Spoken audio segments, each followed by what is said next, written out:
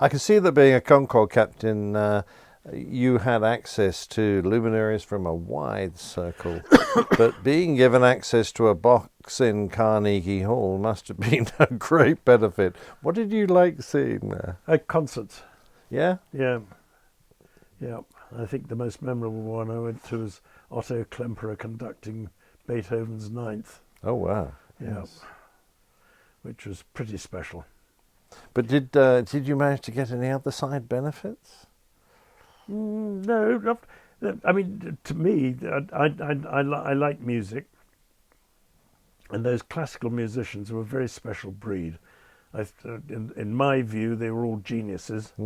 They're on a totally different plane from the rest of us. They don't have to compete with anybody because they're above competition.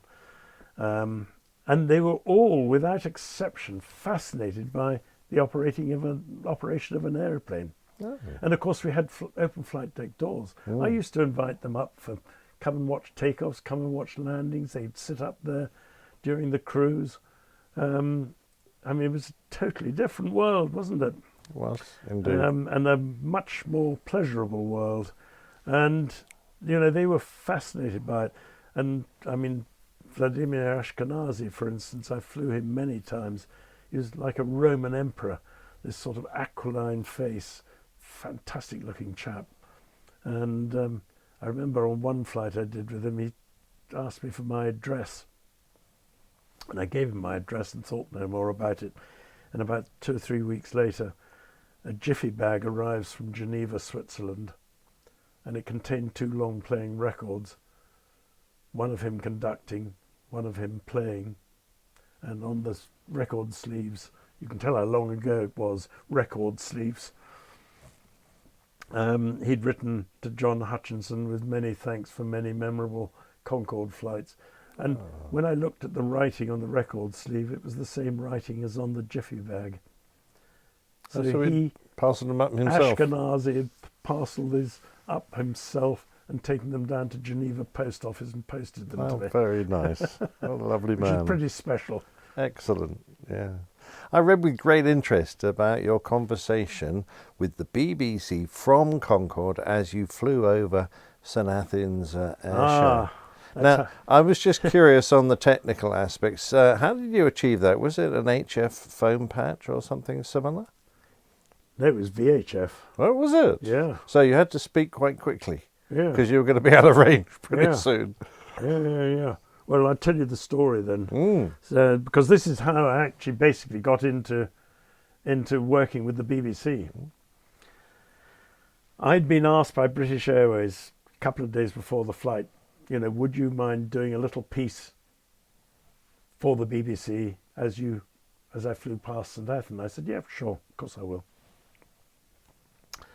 And I thought, well, there's no point in going overhead at 28,000 feet because they won't see the aeroplane. So I had a word with the air traffic controllers and said, this is what I'd like to do. I'll climb up initially to 28,000 feet, and then as we're getting towards St Athan, I'd like to descend under radar control down to 6,000 feet. And if you can guide me over St Athan. So that's exactly what I did. This is a scheduled flight with passengers going to New York on business trips. And we go right over St Athan, and I called up, BBC St Athan, this is Speedbird Concorde 001, do you read? And it was Raymond Baxter on the other, and said, Speedbird 001, this is BBC St Athan, I read you loud and clear. Go ahead with your message. And I then did a spiel as we flew over St Athan along the lines that we owed the freedom of the skies that we enjoy today to those brave people who laid down their lives in the Battle of Britain. And I hope you all have a wonderful Battle of Britain air show. And now I must get on my way to New York and open the throttles up and zoomed away, and we carried on to New York. And when I got back, Sue said, there's a chap called Dougie Hesp who's been trying to get hold of you from the BBC. So I said, "Oh, really? What's his number?" And she gave it to me. And I rang him up, and he said, "Oh," he said, "you've got a great voice for broadcasting." He said, "Very distinctive." He said, "I want you to come up here and we'll do some tests because we'd like to use you as a sort of as a commentator for air shows."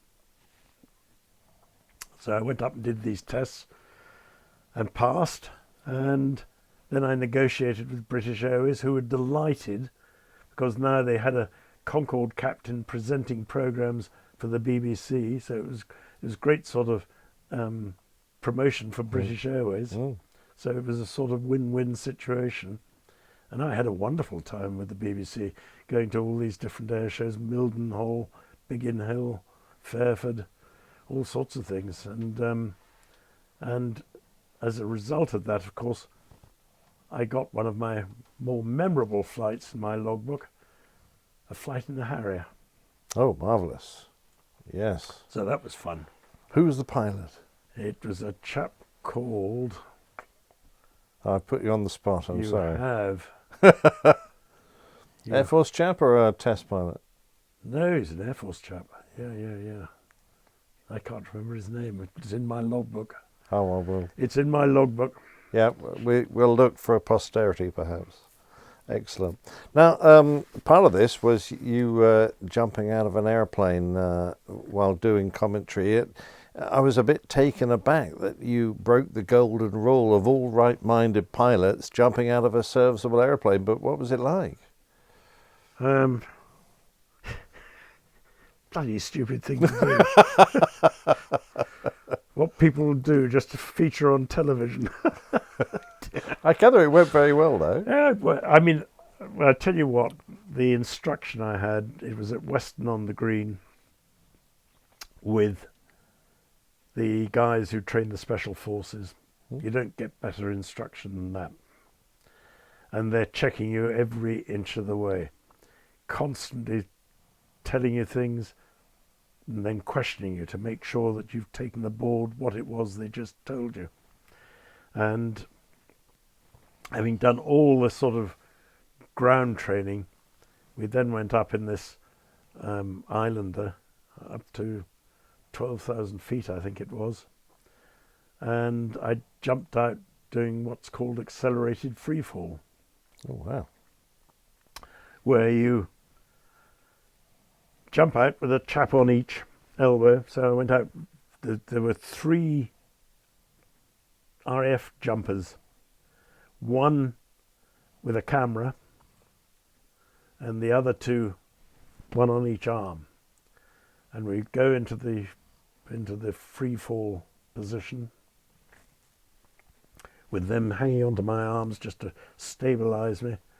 And at one stage I remember the guy with the camera was filming me. I could sort of looking at him straight on like this, and I started waving to the camera.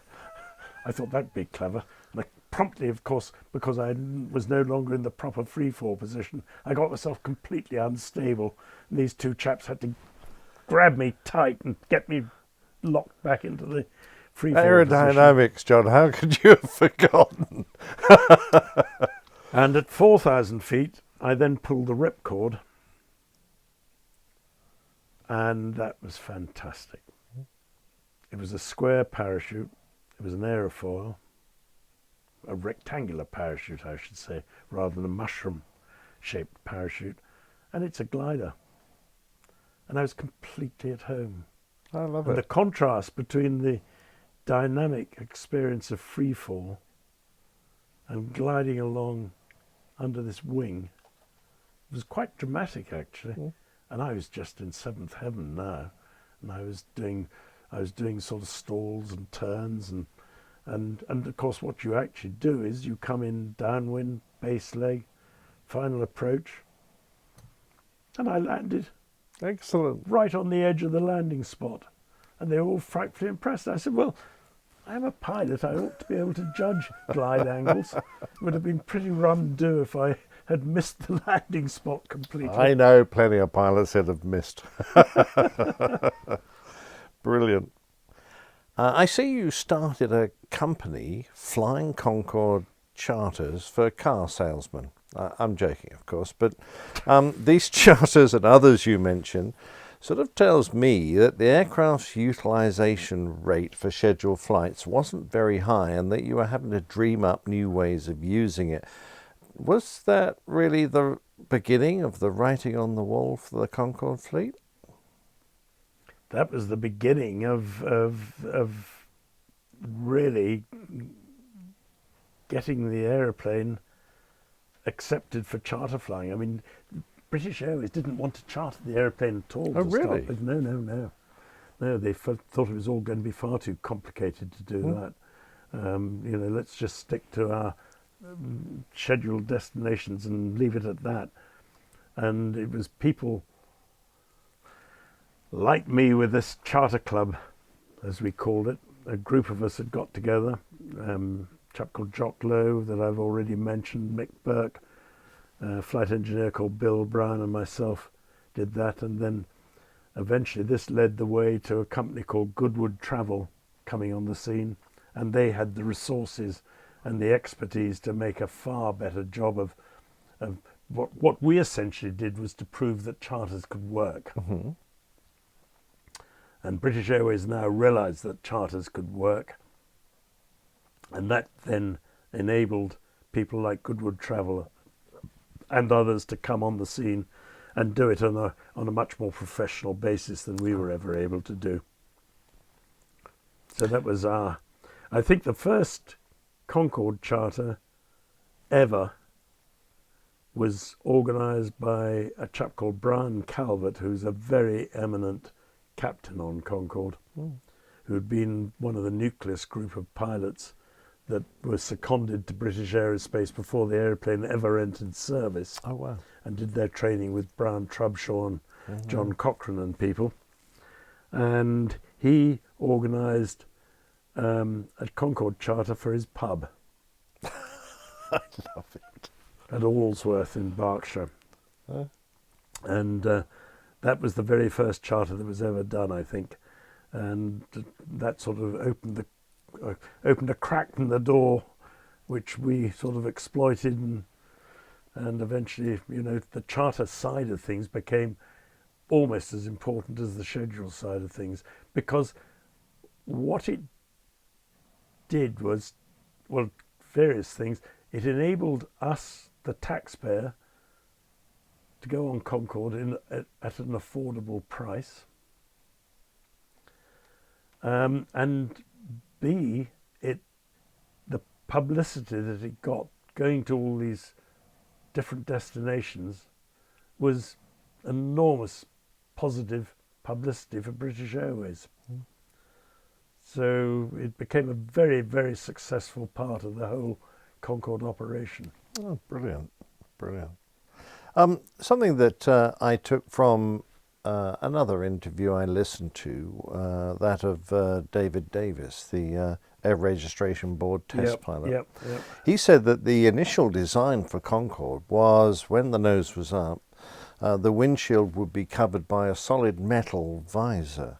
Now, he said that he and the Air Registration Board would have been happy to certify the aircraft in that design, but it was the American FAA that insisted on having glass that they could see through even when the nose was fully up. How would you have felt flying inside a metal box with steel shutters over the windshield? No, I think David Davis was wrong in his thinking about that. Okay. I really do. And that clear glass, that visor that you could look through, did have value. I mean, I remember on one occasion we were flying to New York, and it was south of Gander somewhere, and I saw this white ball in the sky.